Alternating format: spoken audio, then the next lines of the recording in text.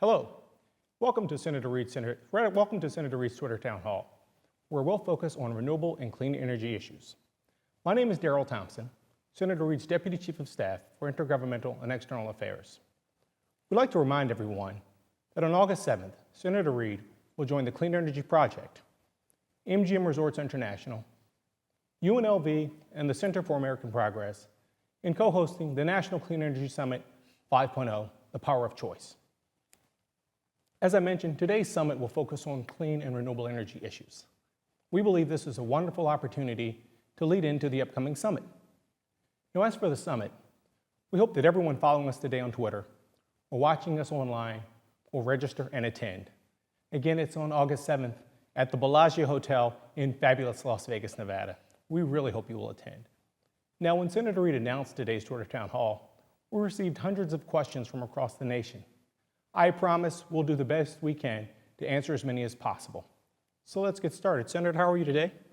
Pretty good. Senator, you've been a leader on clean and renewable energy issues for years. This is your 5th Clean Energy Summit coming up. What should folks expect? Well, it's a great program. We're going to have President Clinton will be there. Secretary Salazar will be there. Secretary Donnelly, head of the Air Force. We have the man that just sent a spaceship out in space, Elon Musk. Outstanding. I may be missing a few people here, but it's going to be really terrific. We have the head of FedEx will be there. We have people who have been really innovators in this renewable energy from the private sector. We're loaded with private sector people. We have government people. It's going to be something I think is wonderful. The unions will be represented there. We've got Leo Gerard from Steelworkers. Steelworkers, yeah. So it's a wonderful program. It's a day long, but it's a long day. But we've had some wonderful summits, but this is going to be the best. Fantastic. We ready for some questions? You bet. Let's get started. Our first question comes from Sean May Be Crazy. What energy should be the primary source of power in the future? They all harbor risk, and others are less effective currently. Well, it's very easy to answer that question. There's no reason. Let's first talk about Nevada and we talk about the country.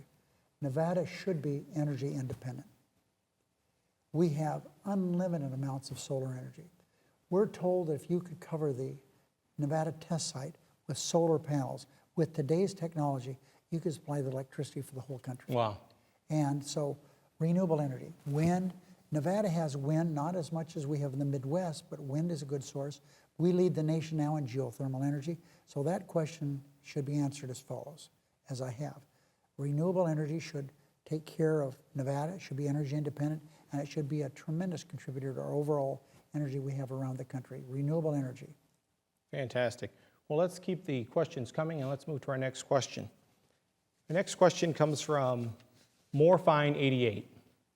What incentives are being created for business to invest in further R&D into solar, wind, and geothermal energies? We've done some things that have been so important to the development of renewable energy. We have tax credits, we have other incentives, and it's worked well. It's created hundreds of thousands of jobs around the country and made our country more efficient. But to be very honest and candid, we're having a tremendous problem extending those benefits for our country because my Republican counterpart, Mitch McConnell, has said that his #1 goal is to defeat President Obama for re-election. So all these good things we could do, we're not doing because my Republican friend, Mitch McConnell, who leads the Republicans here in the Senate, hasn't let us do that. I hope that after the elections, we'll be able to get that done before the end of the year to renew those. They're so important. Well, let's hope we can do that. And despite the opposition that you faced, we've still been able to do an awful lot of good things, which brings us to the source of our next question. Our next question deals with the project in Laughlin. It comes from @AKJSABEH. What is the status of ENN solar project in Laughlin? Will there be other opportunities to develop?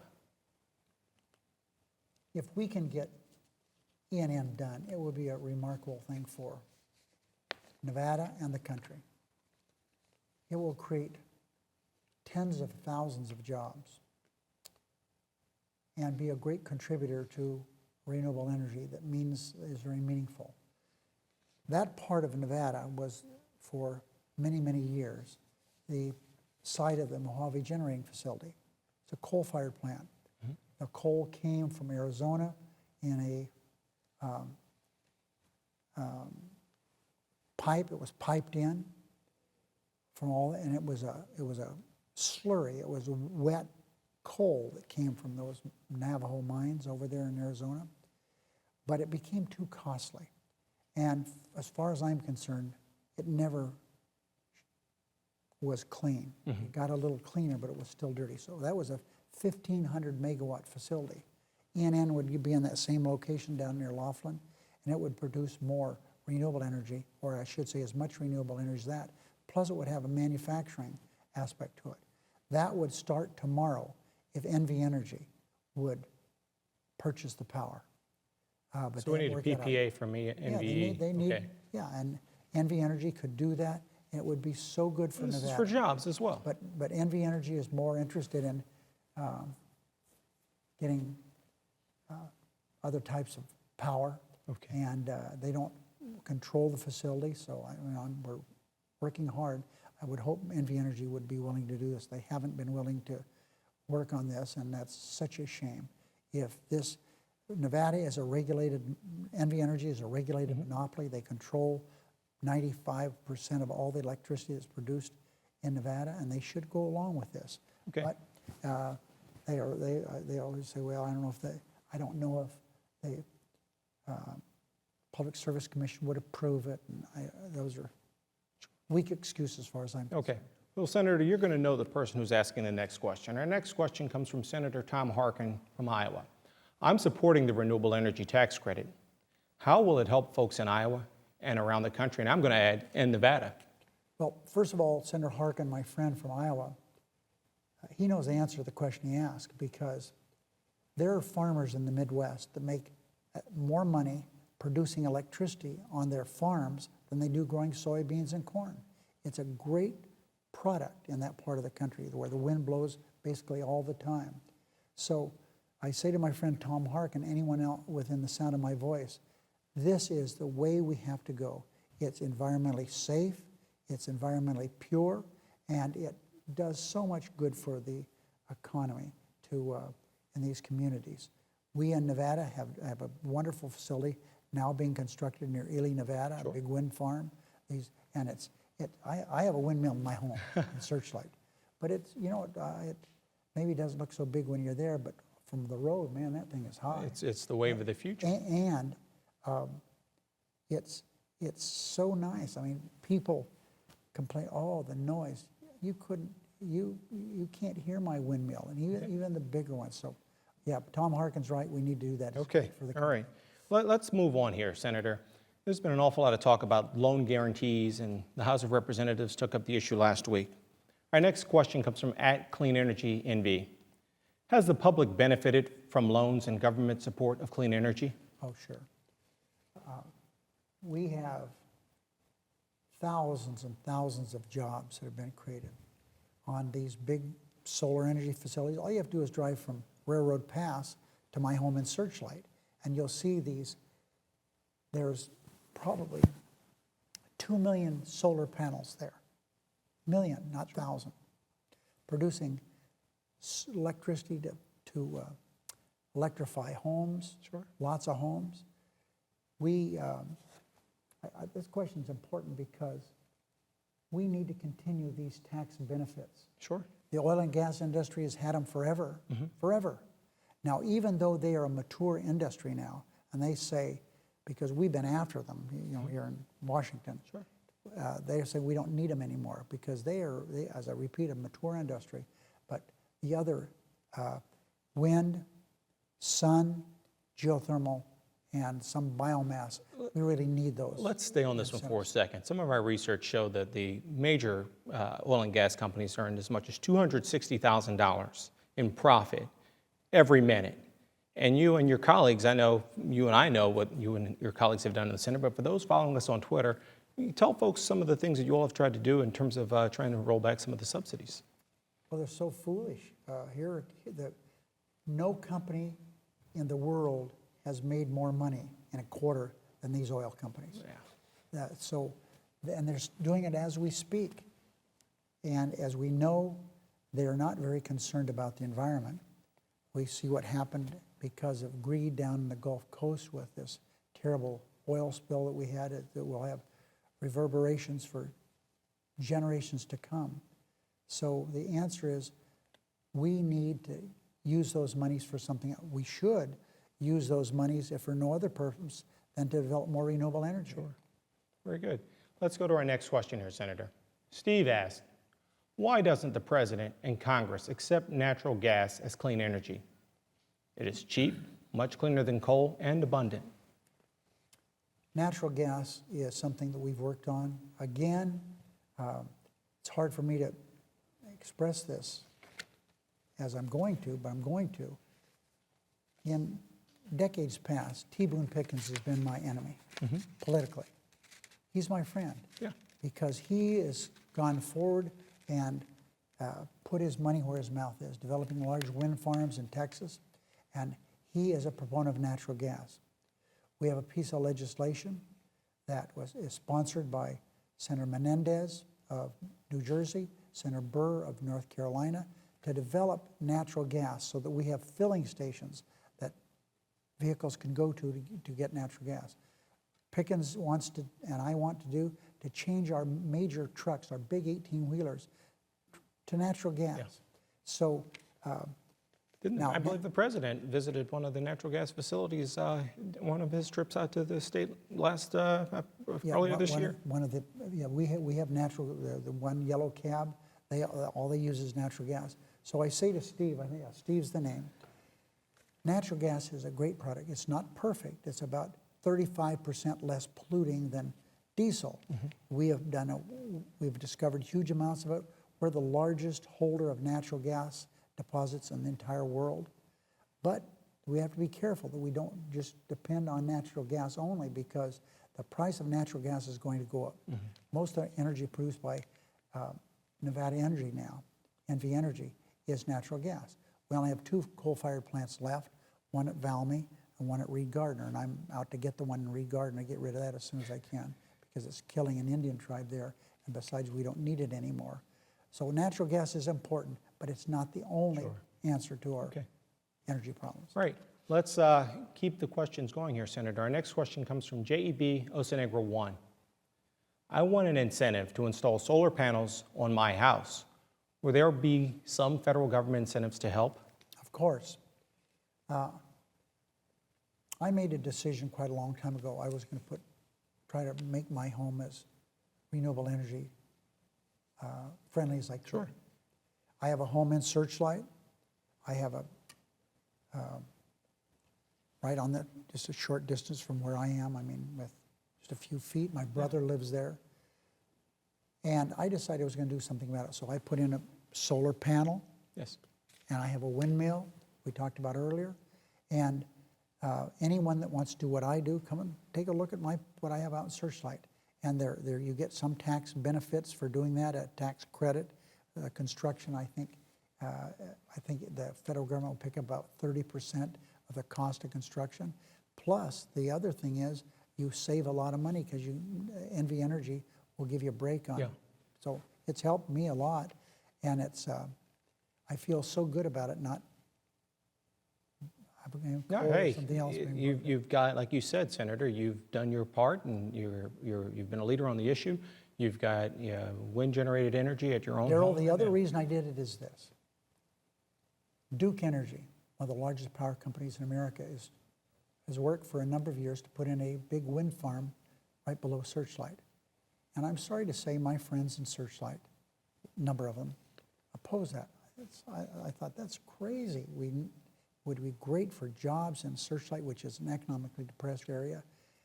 And so I said, windmills you shouldn't be afraid of. So I put one up so people would be afraid of. Okay, let's go to our next question, Senator.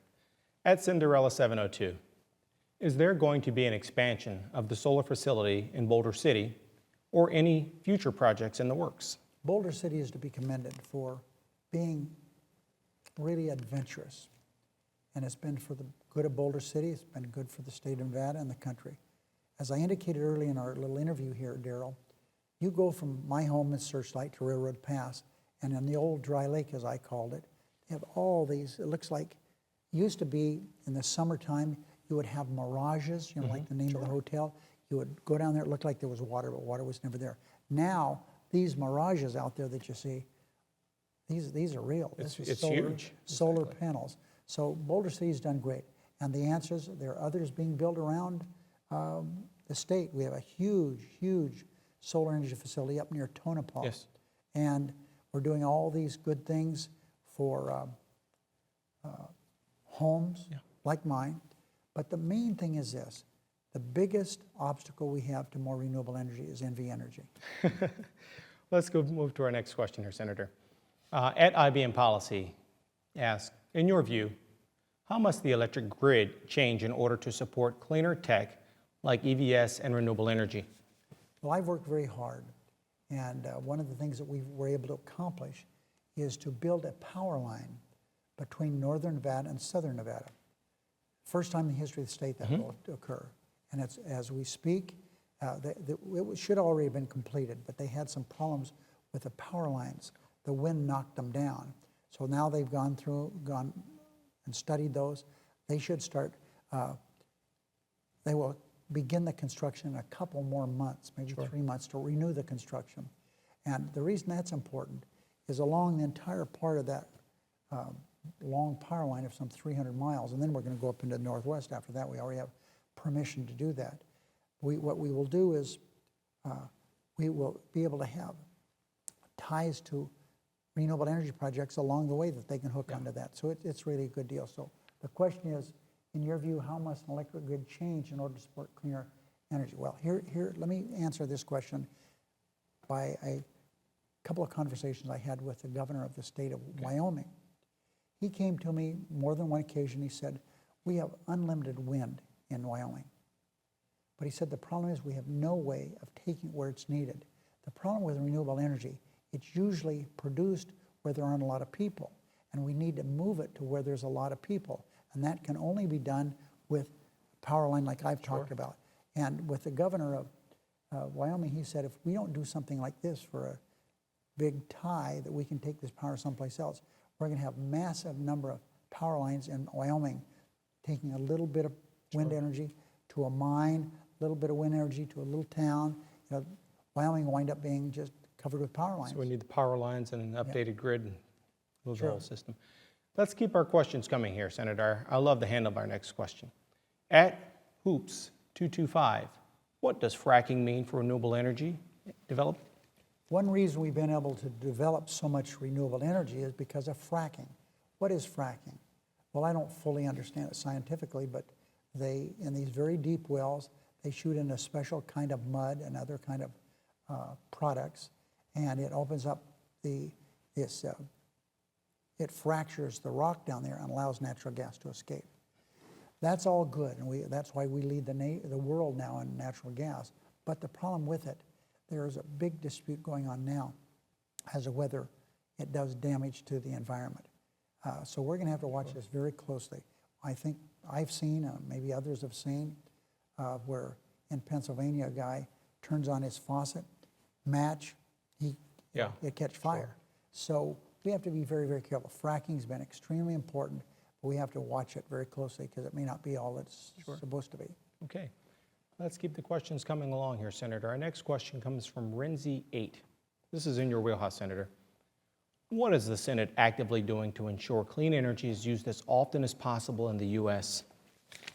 Well, one reason we're doing this summit is to indicate to the community of Las Vegas and surrounding areas the importance of renewable energy and to send a message to the rest of the country. And that's why we have people coming from President Clinton down to Ken Salazar, who's Secretary of Interior. He's contributed so much to setting aside federal land for renewable energy. The key to ensuring this is to give people tax incentives for doing renewable energy. I repeat, we have regulated monopolies, not only NV Energy, but other power companies around America who really fight this renewable energy. I think it's unfortunate. They always say, well, I can't get it through the state legislature. I can't get the Public Service Commission, but the fact is that if they wanted something changed with the Public Service Commission, they could get it changed. Sure. If they wanted something changed with the state legislature, they could get it changed. So we really need to continue to work on this. Focus attention on power companies like NV Energy.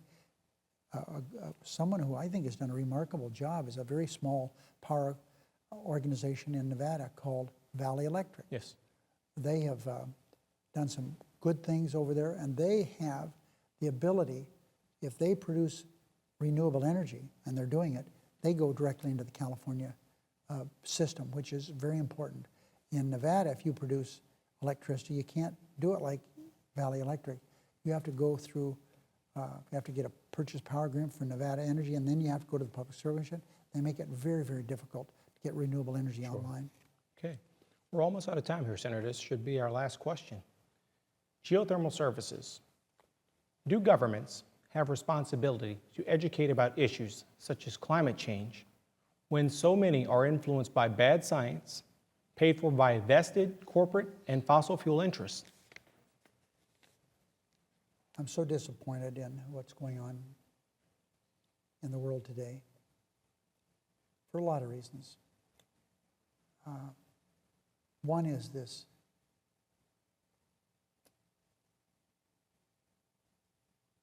putting your head in the sand and pretending there's no global warming. Global warming is here. Ice cap, we heard last week in Greenland, collapsed. We have huge areas in Alaska that people have never seen the earth before. They now see it. We have trees are dying by the hundreds of thousands. Why? Because things that used to kill those bugs aren't killing them. It's not freezing. Mm-hmm. The line of where the temperature is bad enough to kill those little varmints, sure. Insects, whatever they're called, it's not freezing like it used to. We have a global warming taking place. We have, in the upper Colorado, you get an average snowfall. It never makes it into the river because it evaporates because it's so dry. Right as we speak today, more than 50% of America is in a drought. And the only way we're going to address this is if we do something about acknowledging that global warming exists and we have to help. The United States has not set a very good example for doing something about global warming. We have been a hindrance rather than a help to doing something about global warming. Sure. Well, Senator, we're out of time here. We want to thank you. We want to thank everyone for following us today on our Twitter Town Hall. We also want to remind everyone that, again, on August 7th, the National Clean Energy Summit will take place at the fabulous Bellagio Hotel in fabulous Las Vegas, Nevada. We hope everyone will come out, register, and attend. We look forward to seeing you. Thank you.